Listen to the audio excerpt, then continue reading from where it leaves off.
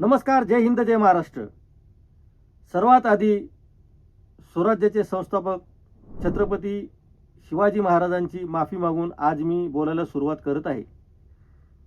त्याचं मुख्य कारण एक नाही तर अनेक कारणं आहेत.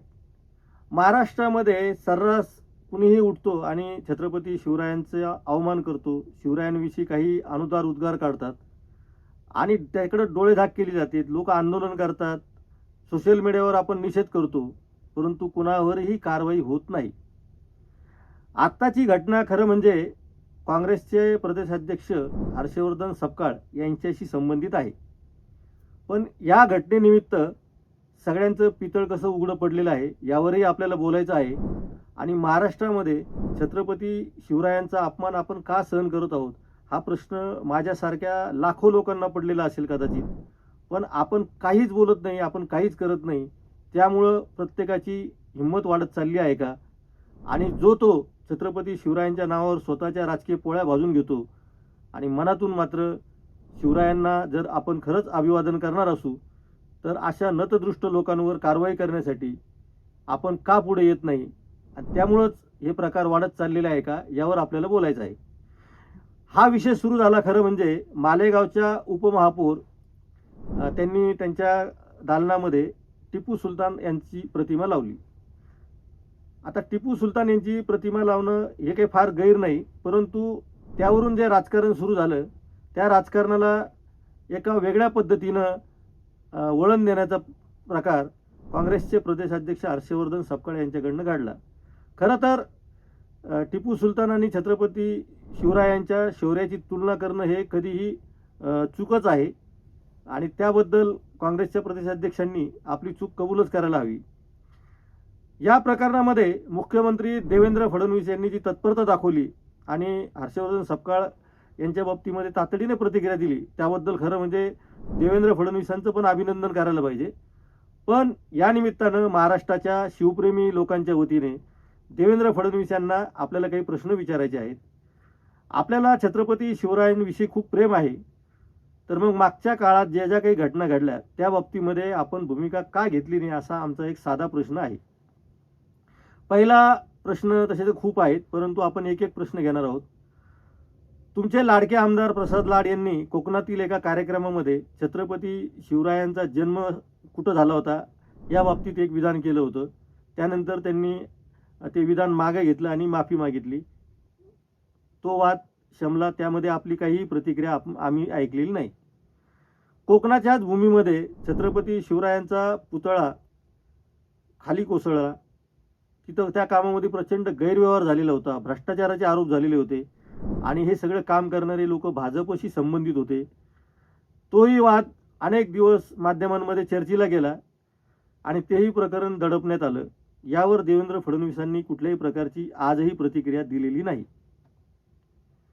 आपले आणखीन एक लाडके मंत्री मंगलप्रभात लोढा यांनी तर उपमुख्यमंत्री आत्ताचे आणि तेव्हाचे मुख्यमंत्री एकनाथ शिंदे यांच्या एकूणच जो बंड आहे त्याची छत्रपती शिवरायांच्या शौर्याशी तुलना केलेली होती. आग्र्याहून झालेली सुटका आणि एकनाथ शिंदेंनी केलेलं बंड असं ते बोलले होते. त्याही बाबतीमध्ये देवेंद्र फडणवीस काहीच बोलले नाहीत. मंगलप्रभात लोढा यांच्या प्रगतीमध्ये, यांच्या कामामध्ये, यांच्या आर्थिक संपत्तीमध्ये कुठल्याही प्रकारचा काही बाधा न येता मंगलप्रभात लोढा आजही देवेंद्र फडणवीसांच्या खांद्याला खांदा लावून काम करत आहेत. काही वर्षांपूर्वी नगरचा एक भाजपचाच नगरसेवक एका अधिकाऱ्याशी बोलताना अत्यंत उर्मट भाषेमध्ये बोलला होता आणि त्यांनी छत्रपती शिवरायांचं नाव घेऊन आई बहिणींनी जी शिवीगाळ केली होती ती सुद्धा महाराष्ट्राने ऐकलेली आहे. तळपायाची आग मस्तकाला जावी अशी अनेक प्रकरणं भारतीय जनता पक्षाच्या संबंधित आणि भाजपचे लोक करत असताना देवेंद्र फडणवीस त्या बाबतीत काहीही बोलत नाही. आणि हर्षवर्धन सपकाळांचं एक चुकीचं विधान सापडल्यानंतर तुम्ही त्याचा एकदम राजकीय विधान म्हणाल. कारण जर तुम्ही आधी भूमिका घेतली असते तर आम्ही असं म्हटलं असतं की देवेंद्र फडणवीसांनी छत्रपती शिवरायांच्या बाजूने उभा राहणारी व्यक्ती आहे आणि त्यांनी हर्षवर्धन सपकाळांनाही त्याच पद्धतीने सुनावलं. पण देवेंद्र फडणवीसांनी हर्षवर्धन सपकाळांना ज्या तत्परतेने उत्तर दिलं तीच तत्परता जर याआधी त्या नगरच्या नगरसेवकाला दाखवली असती, प्रसाद लाडांना दाखवली असती, मंगलप्रभात लोढांना दाखवली असती. त्यानंतर महाराष्ट्रात आणखी एक प्रकरण घडलं होतं, ते म्हणजे प्रशांत कोरटकर यांनी एका इतिहासप्रेमींना रात्री उशिरा फोन करून छत्रपती शिवाजी महाराजांच्या शौर्याचा आणि पराक्रमाचा आणि त्यांच्या विचारांचा जो अपमान केला होता आणि त्याच्यामध्ये जो जातीयवाद त्यांनी घातला होता, त्या जातीयवादावर देवेंद्र फडणवीस तुम्ही काहीच बोललेले नाहीत. त्या ऑडिओ क्लिपचं त्यांचे परीक्षण झालं का? त्यांनी चौकशी झाली का? इतके वर्ष त्याला का लागत आहेत?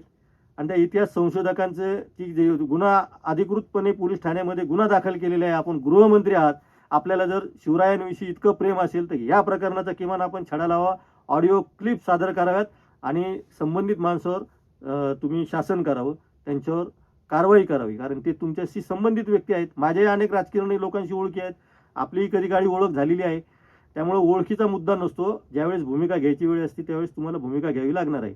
ज्या तत्परतेने तुम्ही हर्षवर्धन सपकाळांना उत्तर दिलं तशीच कारवाई तुम्हाला घ्यायची आहे. आणि आता मी सगळ्यात शेवटी मुद्दा घेणार आहे महाराष्ट्राचे माजी राज्यपाल भगतसिंह कोश्यारी यांचा. भगतसिंह कोश्यारी यांनी छत्रपती शिवरायांचा अपमान केला, अवमान केला. त्यांच्यानंतर त्यांनी महात्मा ज्योतिराव फुलेंचा अवमान केला, भारतरत्न डॉक्टर बाबासाहेब आंबेडकरांचा अवमान केला. देवेंद्र फडणवीसांनी त्यांच्या बाबतीमध्ये कधीही नाराजी सुद्धा व्यक्त केलेली नाही. राज्यपाल पदावर असलेली एक अत्यंत वयाने मोठी असलेली व्यक्ती, मी त्यांना आजही आवजाव करतो का त्यांच्याकडे त्यांचं वय सोडलं तर आदर करण्यासारखं काहीच शिल्लक नाही त्या माणसामध्ये. ज्या माणसाने छत्रपती शिवरायांचा अवमान केला त्या माणसाविषयी खरं म्हणजे फक्त आदर म्हणजे आवजावानं बोलणं एवढंच ते आदर ठेवायची ते लायकीचा तो माणूस आहे. आणि तो माणूस पुन्हा पुन्हा महाराष्ट्रात येतो आणि महाराष्ट्राला चटण्या डाग देतो, महाराष्ट्राला पुन्हा पुन्हा ते आठवणी करून देतो जुन्या, आणि महाराष्ट्र शांत डोळ्याने बघतो आणि ऐकतो आहे. त्यामुळं मी आधीच हा व्हिडिओ तयार करण्यापूर्वी छत्रपती शिवरायांची माफी मागितली. त्याचं कारण हेच आहे की शिवरायांचा अपमान अवमान होण्याची आता आम्हाला सवय झालेली आहे का? आम्हाला लाज वाटत नाही का? आम्ही फक्त त्याच्यावर राजकारण करणार आहोत का? आणि भाजपला मी भाजपशी संबंधित असलेल्या लोकांच्या बाबतीत बोललो, याचा अर्थ भाजपला आपण शिवरायांच्या मुद्द्यावर टार्गेट करत नाही. पण भाजपला जर खरंच शिवरायांविषयी प्रेम असेल तर आधी तुम्ही तुमची घाण साफ करा. आणि ही जी घाण तुम्ही साफ केली नाही तर लोक त्या भगतसिंह कोश्यारीचं एक दिवस धोतर फेडल्याशिवाय राहणार नाही.